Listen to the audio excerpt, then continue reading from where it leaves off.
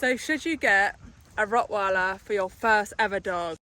The Rottweiler is one of the oldest working breeds with a history dating back to the Roman Empire. Their ancestors were used to drive and protect livestock as armies travelled across Europe. Later, in the German town of Rottweil, they became known as the cattle driving dogs, responsible for moving livestock over long distances and protecting both the herd and the butcher's money from thieves. By the late 1800s, railways have replaced traditional cattle drives, and the Rottweiler nearly disappeared along with the job it was bred to do. During the First World War, the breed found a new purpose, serving as a messenger, ambulance, guard and draft dogs, but the war also took a toll on the breeding numbers. Thanks to dedicated breeders, the Rottweiler survived. The Rottweiler today is known for its loyalty and devotion to its family, but what's it actually like living with one? One thing that often catches first-time Rottweiler owners off guard is how slowly they mature mentally. They may look like fully grown adults, but they are still like oversized teenagers for much longer than many people expect. Full of energy, cheeky, constantly testing boundaries and always seeming to be up to something. As they finally mature, often around 3 years of age, many owners notice a huge difference. They become calmer, more level-headed and far easier to live with. But getting there takes patience. It's so important to remember that when things go wrong with a Rottweiler, the consequences can be serious. They're large, powerful dogs with strong working instincts, and they're not the right fit for everyone. That's why it's so important to understand the breed before bringing one home. A good breeder should help you find a puppy whose temperament suits your lifestyle, because not every Rottweiler is the same. Sometimes behavioural problems have a genetic component, but just as often they come from the owners underestimating the breed or not understanding what these dogs were bred to do.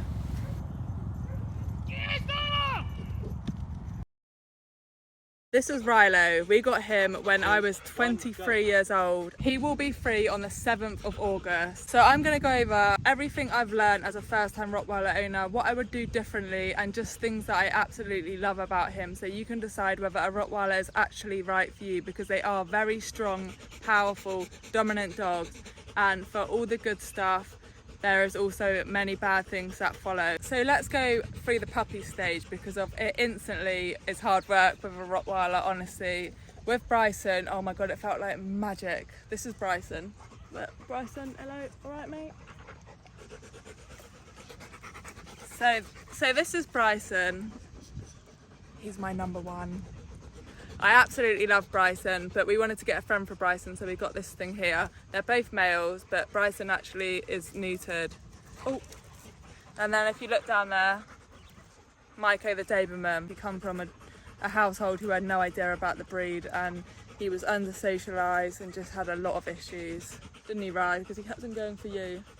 Yeah, he would just attack Rilo just all the time. It happened not long ago, but we went 5 months with no fight, and then there was a lot of tension. My husband was going, we had a dog that was stressed in our house, so there was another fight, but it was 5 months without a fight, so we'll give them some credit. Rilo was such a loving puppy. Anybody that he met, people fell in love with him. He was so cute.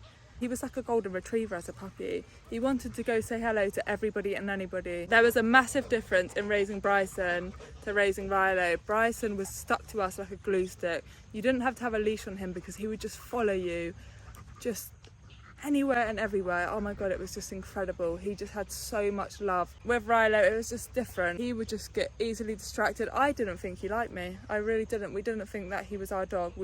It didn't feel like he loved us. It didn't feel like he bonded with us. Everything is just good with him now. I understand him. He understands us. Sometimes he can push things a little bit. He can be very stubborn. He knows what's expected of him, but he's always going to be testing you, testing how serious you are, testing who's more strong-willed. So you better be on it with the Rottweiler. What the hell is going on in there? Rilo! Oh, it's another dog. Rilo, leave it now. Get here. Good boy. Oh, you look like you've been dumped. Rilo! Sit down.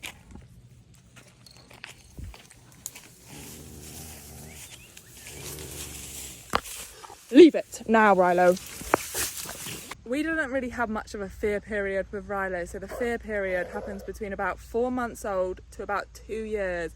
This is when their hormones start coming in, just like a teenager. So imagine you've got a young kid, you've got a puppy, they are absolutely in love with you, you are their whole world.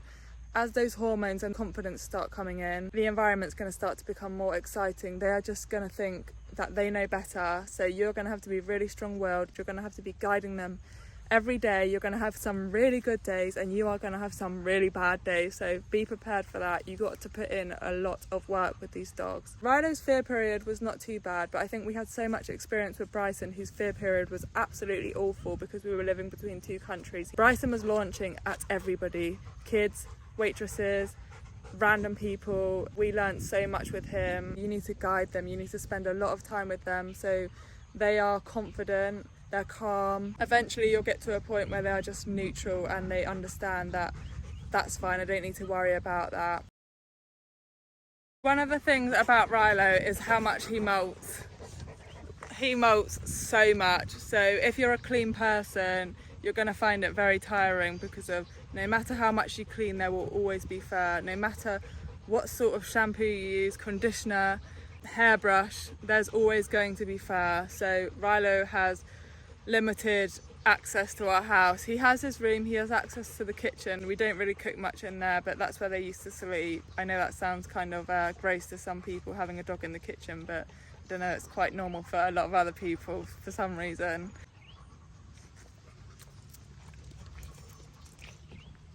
So how is my Rottweiler with meeting new people?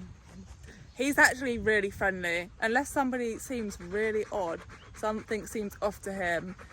He has reacted to some things, but it's very strange for Riley to react. He's usually really friendly. As he's gotten older, he has become more suspicious. So you might have a really confident Rottweiler, really comfortable around meeting different people, and then they're going to be slightly more unsure as time goes on. Most dogs will just get used to whatever you expose them to on the regular. So with Riley, because we don't really have much guests, I don't really have any family here apart from my husband's family, and then I have like basically my adopted parents. My circle is very small. That's how I like it. I'm a bit of a loner. So obviously and I have my uncle here, which is, yeah, so I've got my uncle and his family as well. There's not really many people coming all the time, do you know what I mean? But he doesn't really care, he doesn't really react to much unless something really demands his attention. Bryson is a lot more alert. And Maiko, the Doberman, is also a lot more alert. Rilo has such an intense, deep bark, but he was not just going to bark for nothing.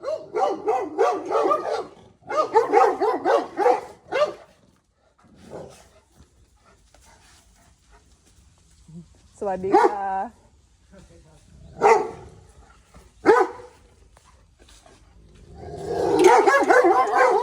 He's not going to come and bark to the gate because the postman's there. He doesn't care. He knows who the postman is. He doesn't need to sound the alarm. Do you know what I mean? But if there's something that seems weird, the other day there was a guy cycling past. His bike was squeaking. Rilo does not react to that. But he did.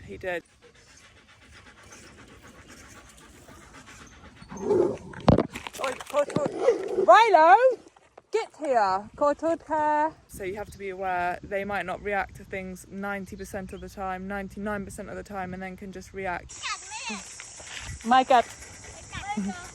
So how's that going to feel for you? Rilo with dogs, honestly, once he gets to know dogs, he's just such a sweet little goofball.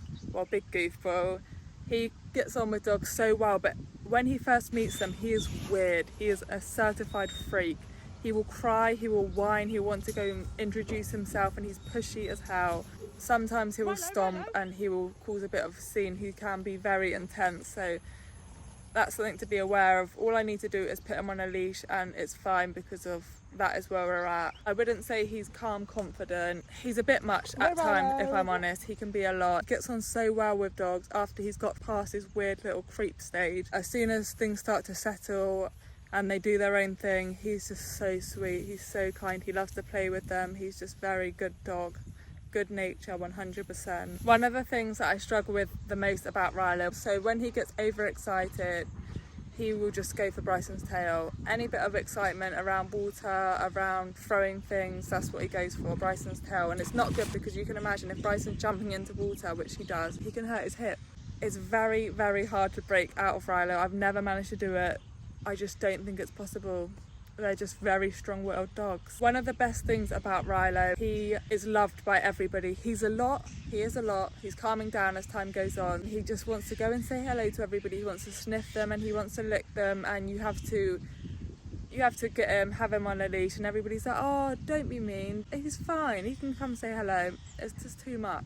It's too much, and to allow that behaviour, it's just going to get more and more intense. So you have to kind of be on it with him or put him away. He just wants to be loved. He wants to be loved. He wants to be appreciated. That's Rilo. It's a lot for most people, but he's just very friendly, loving boy, and he's never made anybody feel unsafe or uncomfortable. He is very reserved in a lot of ways, but over-friendly is not one of them. So what about their smartness, their ability to learn new things, to understand what you expect of them? All of these things on the intelligence scale for me vary so much, but this is important to remember, that if you do get a really smart dog, if you don't understand them, they're going to seem so stupid and hard work. Bryson the band dog has incredible emotional intelligence. He is just phenomenal at reading the room. Rilo absolutely sucks at reading the room. He is very pushy. They will want to have their way, so you're going to have to teach them what is acceptable and what's not from a very early age. For example, food aggression, territorial behaviour, this is all very, very common with them. Rilo is honestly the easiest dog to teach new things to. He learns things so quickly. So if you love engagement work and getting your dog to do cool tricks or teaching them anything, he could be a really good dog for you. So then we have Maiko the Doberman. So he will respond instantly. If you say his name, if you call him, it's just instant. Whereas Rilo, it's like processing. Oh, all right, I'm coming. Bryson is just automatically knows what's expected of him. He is just phenomenal. So hopefully we have covered some good points. I'm going to leave it at that for now, but honestly, my opinion is, if you really are in love with a breed, whatever that breed may be, and you've done all your research and you understand the challenges that come with them, they need a lot from you. You have to provide them with so much to have a happy, a healthy dog. If you can do all of that and you understand that you're going to have some really good days, you're going to have some really bad days, but you're willing to go through that with them, you're willing to be patient, you're willing to be calm. Some days it feels like you just can't, you have nothing to give, but you have to find that calmness, you have to find that patience, you have to raise them with love, you have to raise them with understanding. There is always a reason why they are acting the way that they are. Whether it's pain, whether they're not getting their needs met, whether they are in their fear period, there will always be a reason why a dog is acting the way that it is. You have to take the time to learn about them, to understand them, just watch them, watch the way that they behave, see if you can see what is going on in their mind, and just be patient and calm, and that is my best advice.